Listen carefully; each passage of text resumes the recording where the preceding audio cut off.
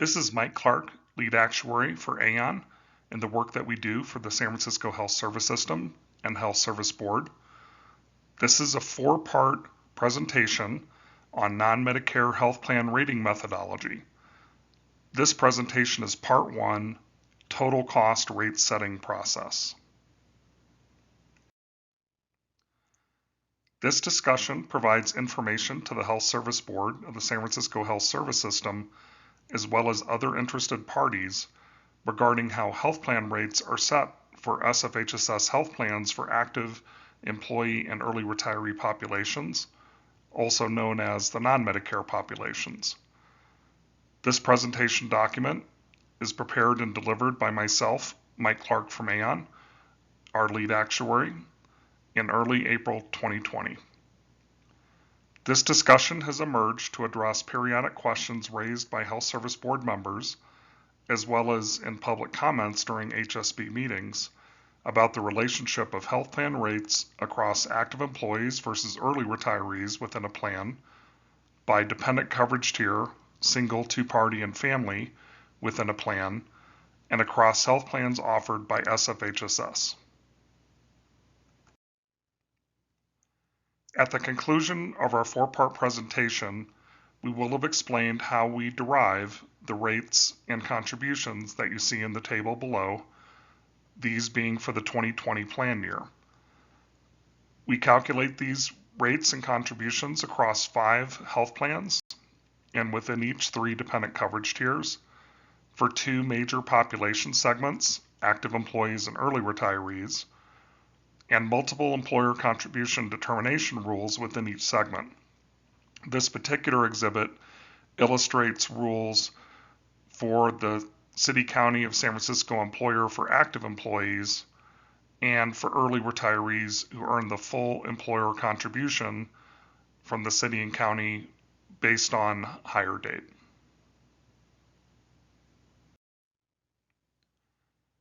Our discussion is segmented into these 4 primary topic areas.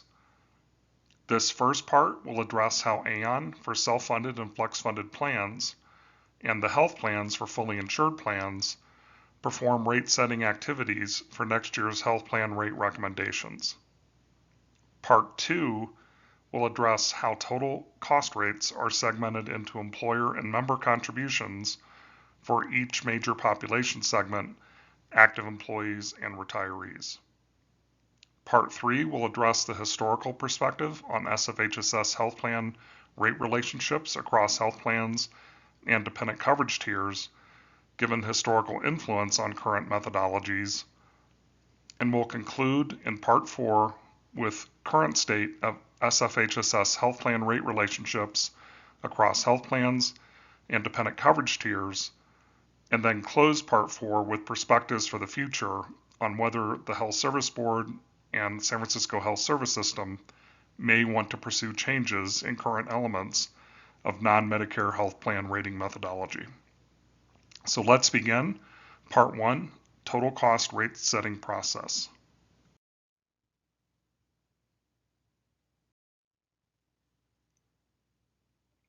Aon calculates the total cost rates annually for all San Francisco Health Service System self-funded and flex-funded medical and dental plans.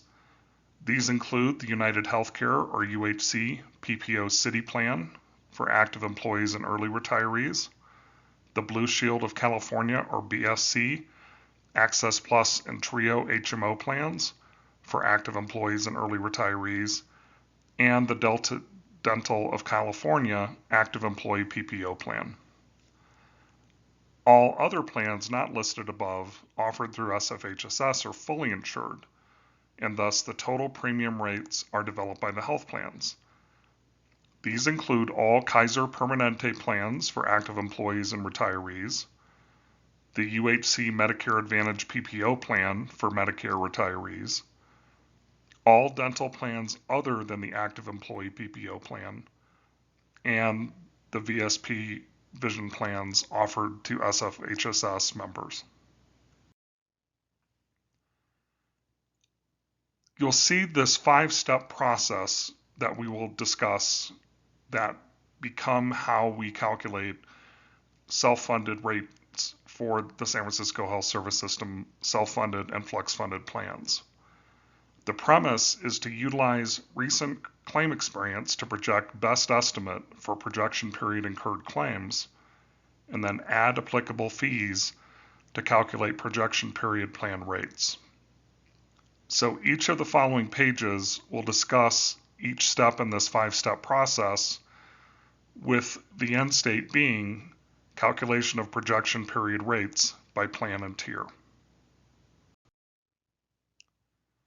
So our first step is to start with the prior period claim experience.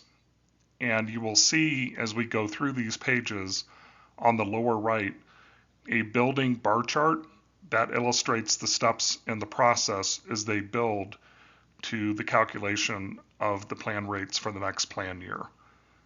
So starting with the historical claims, our claim experience that we use in SFHSS rate projection calculations is from the most recently completed calendar year for these initial projections.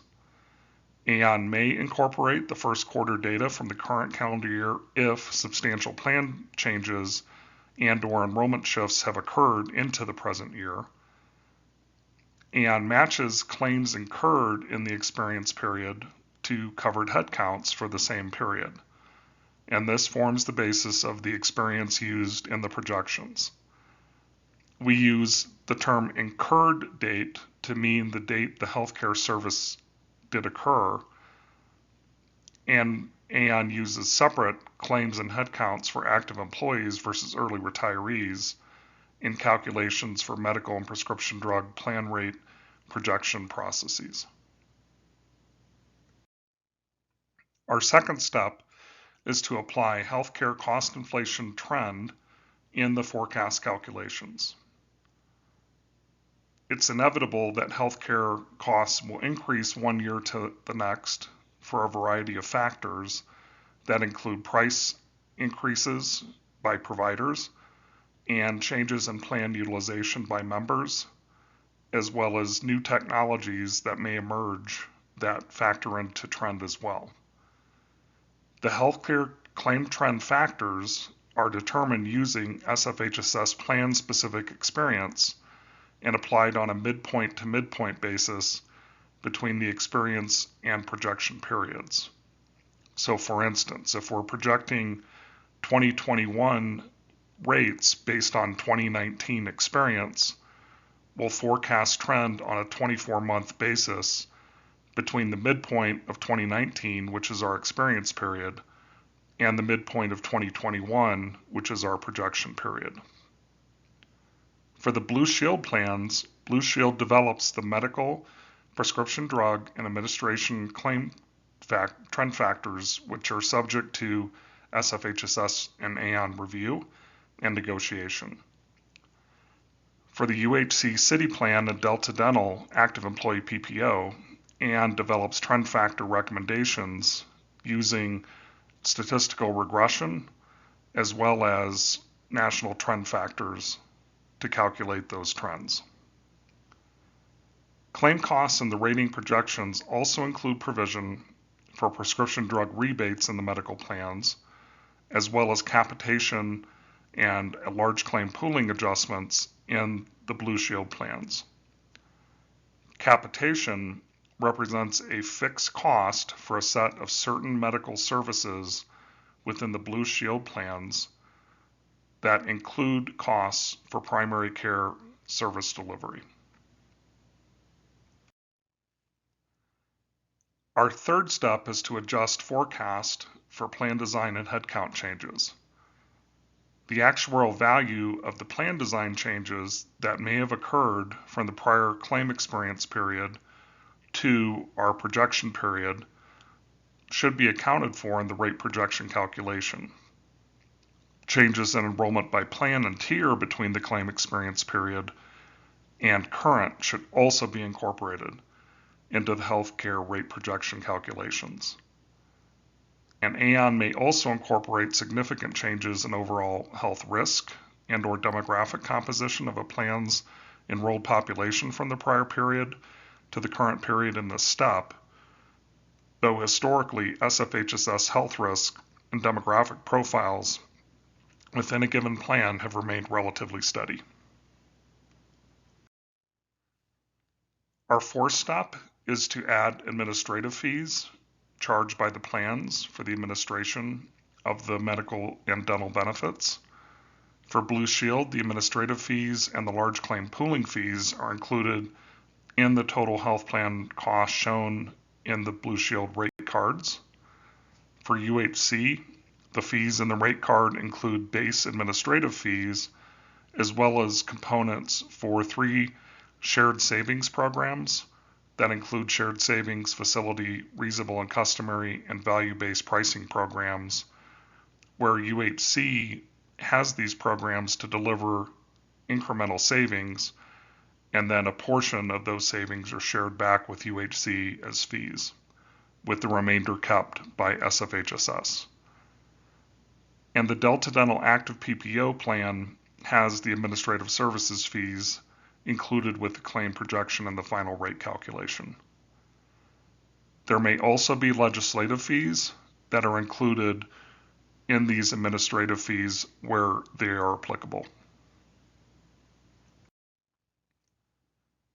And our last step in the process is to include specific cost elements to SFHSS. All SFHSS self-funded and flex-funded total plan rates include provision for claim stabilization reserve, and we include these change adjustments based on SFHSS policy into the rating process. The amounts to apply in each rating for each self-funded and flex-funded plan are determined in the February through April timeframe based on prior plan year experience relative to original forecasts. Resulting amounts utilized in the total rate setting formulas for the projection period become, per policy, a 1/3 amortization of claim stabilization reserve balances for each plan as of December 31st of the prior year, where there can be deviations from policy with HSB approval. The medical plan total cost rates also include the SFHSS Healthcare Sustainability Fund charge, which is currently $3 per month, and this applies across each coverage tier, as well as the basic plan VSP Vision insured plan rates, which vary by coverage tier.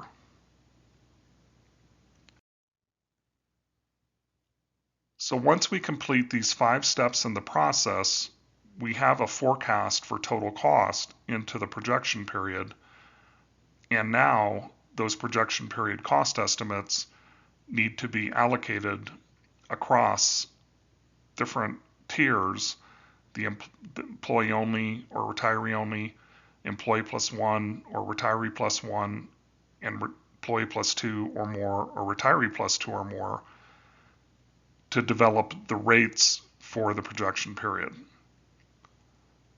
And these cost rates are generated using rate ratios for each of these 3 dependent coverage tiers. A rate ratio is the mathematical difference relative to the employee-only or retiree-only rate when dividing a dependent tier rate by the employee-only or retiree-only rate. We have an example of this illustrated in the table at the bottom of this page, where if we started with a monthly rate for employee only of $100 and rate ratios to employee only of 2.20 for the employee plus 1 tier and 3.5 for the employee plus 2 or more tier, that would generate monthly rates of $220 for the employee plus 1 dependent tier and $350 for the employee plus 2 or more dependents tier.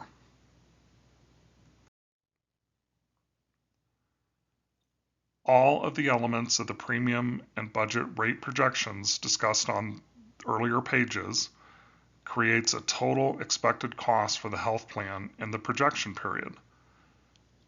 Rate ratios, as we illustrated on the prior page, are then used to allocate these expected costs into rates by each of the 3 dependent coverage tiers. And for retirees, the retiree tiers are further delineated by split families, where one or more family members of a retiree family are not yet Medicare eligible, and one or more family members is Medicare eligible. So that concludes our discussion in Part 1, the self-funded plan total rate cost allocation process.